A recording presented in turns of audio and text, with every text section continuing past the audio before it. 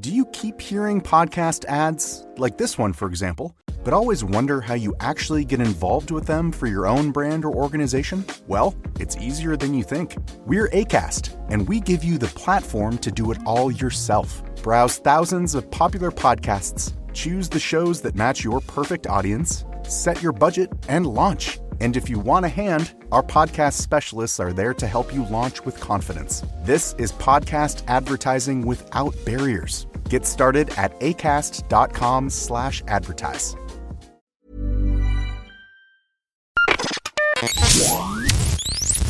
I just got back from seeing The Mandalorian and Grogu in IMAX. Let's review it. This new Star Wars film sees the return of Pedro Pascal as Din Djarin and also Grogu, maybe better known as Baby Yoda. They're making a jump from the small screen to the big screen with The Mandalorian and Grogu. It's basically what Season 4 would have been, but in a movie it's 2 and a bit hours long. They're on adventures. They're helping the New Republic round up the Imperial men. They're gonna get them and earn money, shoot some people, and robots, maybe.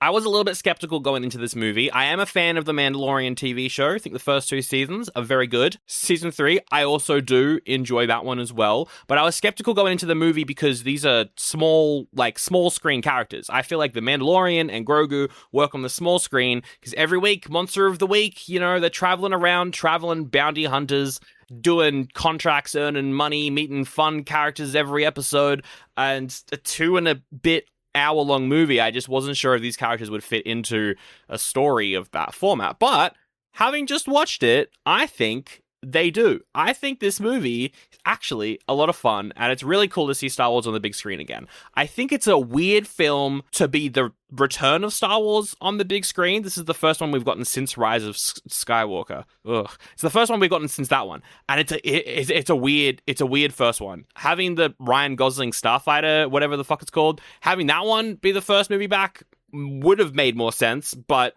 timeline-wise, this one came out first. I think it's a welcome return to the big screen for Star Wars, but it is an odd one, and it's going to be really interesting to see how this plays out in terms of box office. But in terms of the quality of the film, I did enjoy it. I think it's a really fun adventure. It doesn't feel like one TV episode drawn out, but it also doesn't feel like a bunch of TV episodes smushed together and then also drawn out. It does feel like it's a movie. I don't know. I know that they were planning on making Mandalorian Season 4, and then that, kind of fell through, so they turned it into a movie. I don't know how much of the plans for Season 4 are in this film. I honestly would probably say not many, and we'll get into that later.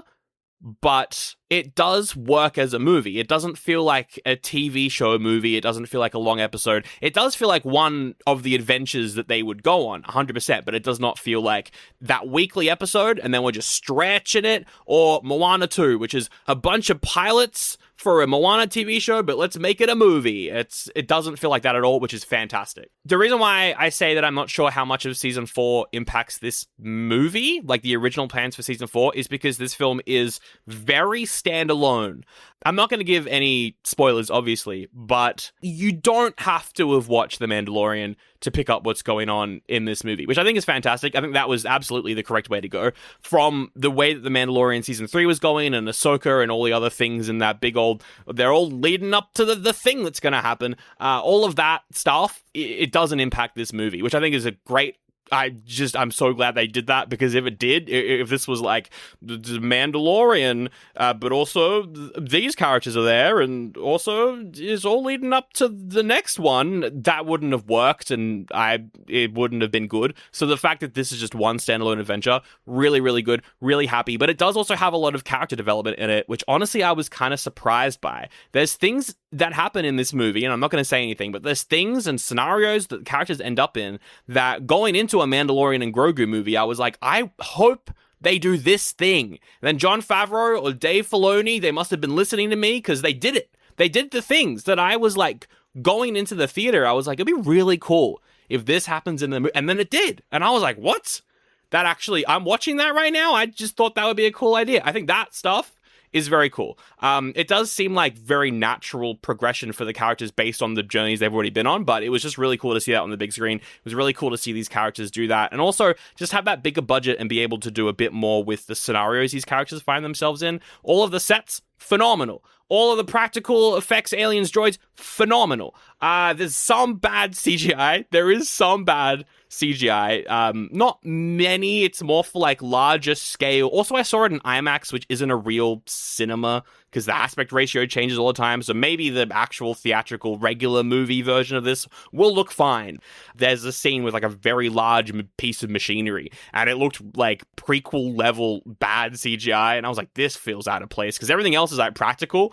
That's one minor complaint I have for the film. There's some CGI in here that is a bit wonky, but you know, it's fine because the majority of it is practical. Not the volume either. You can see that sets continue. They don't just end 3 feet behind our main characters. I think all that, great. The movie looks really good.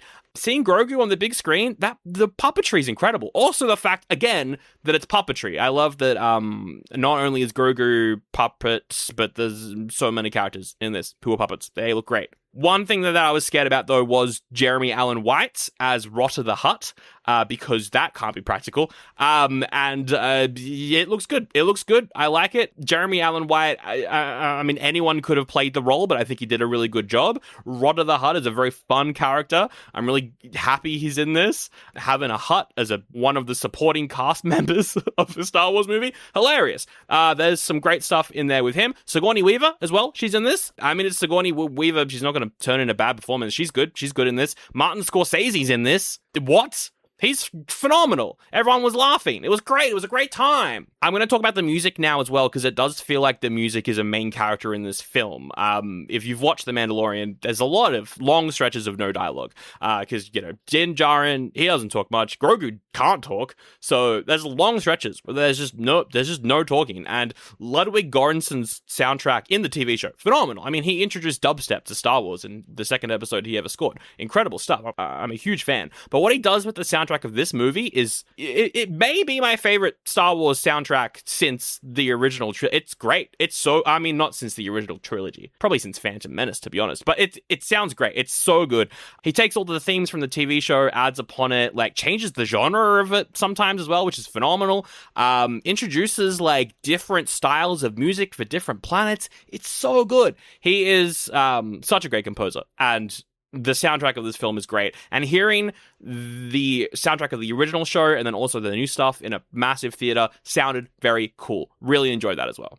One thing about this movie that was confusing me in the lead up to it was the marketing. It's marketed like kind of like a throwback action sci-fi adventure classic, The Mandalorian and Grogu. They're going to planets and they're doing bounty hunters, and it's got like borderline Indiana Jones type font, and the posters are incredibly stylized, like throwback posters. I was very confused by all that because I'm like, the Mandalorian TV show does feel like a 90s, you know, bounty hunter going from place to place, helping people, Monster of the Week type show. That's at least what it started off as. So I understand why they would do a throwback poster that would imply that the movie's similar to that, but it was giving a slightly different vibe than the show was, and I was like, how is that going to fit into what the show is?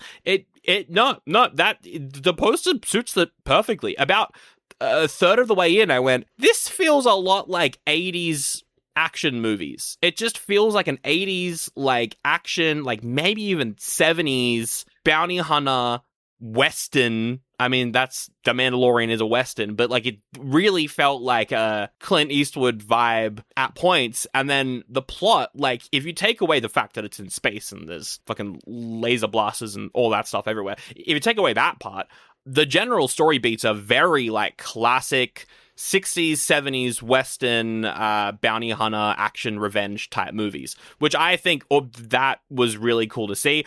Personally, I like when Star Wars is throwing back to what Star Wars was originally throwing back to with the original trilogy. I don't think that big world-ending threats and the biggest scale that you could imagine and we're pushing storytelling for, I don't care. Star Wars is trash for me. Like, I think Star Wars works best when it's dumb, silly, self-aware, knows that it's not really pushing the boundary outside of maybe the visuals. Like, that's what I want, and that's what this is, and that's not going to work for some people. Some people are going to be like, this was lame! I could see the strings on the puppets, this was so... No, I think that's great. That's what Star Wars should be, I think, personally, and that's what this was.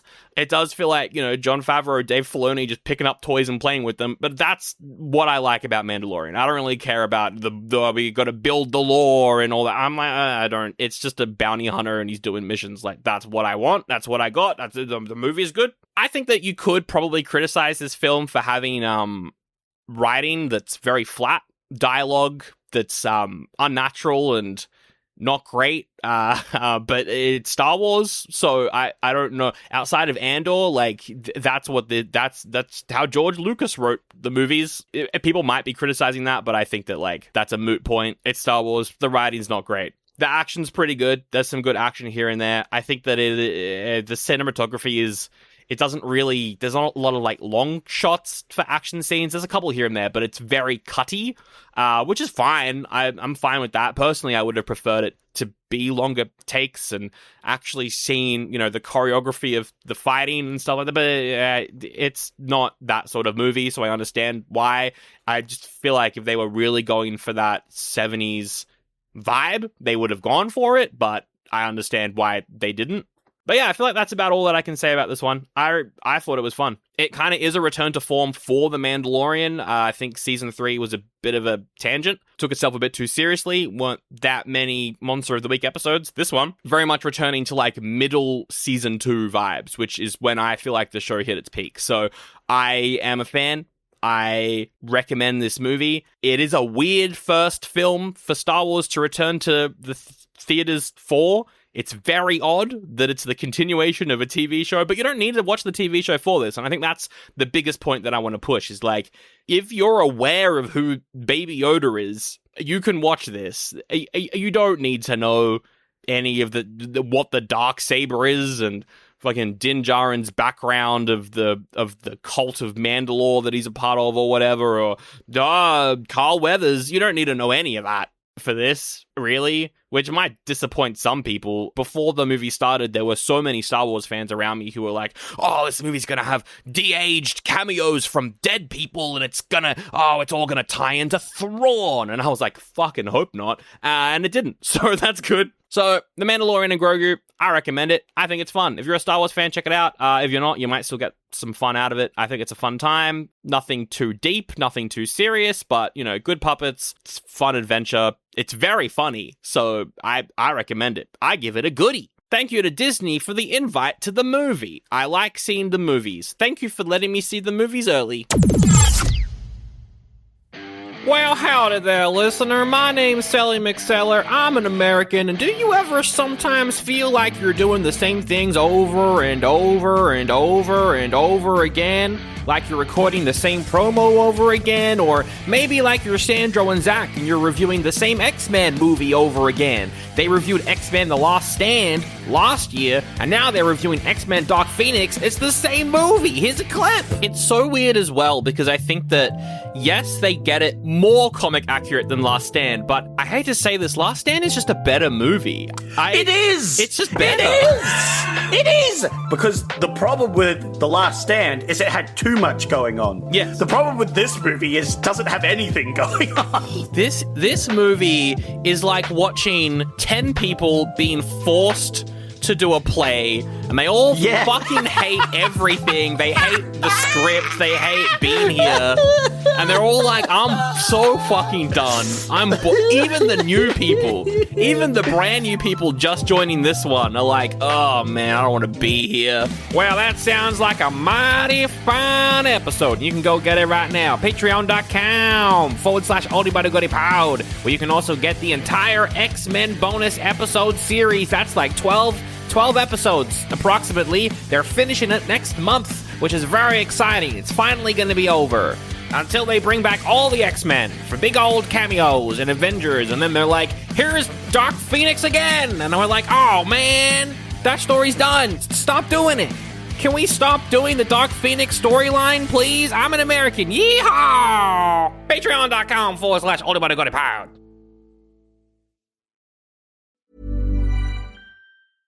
Quick question. When was the last time a display ad changed your mind? Now think about the last time a friend told you about something they loved. Different feeling, right? That's how podcast advertising works. A host who's built real trust with their audience talks about your brand in their own words, in their own voice. It doesn't interrupt the experience. It's part of it. With Acast, you can access the world's largest podcast marketplace. Choose the right shows, the right audiences, the right format. Then watch the data tell you it worked. You're not buying impressions. You're buying influence. Learn more by visiting acast.com/advertise.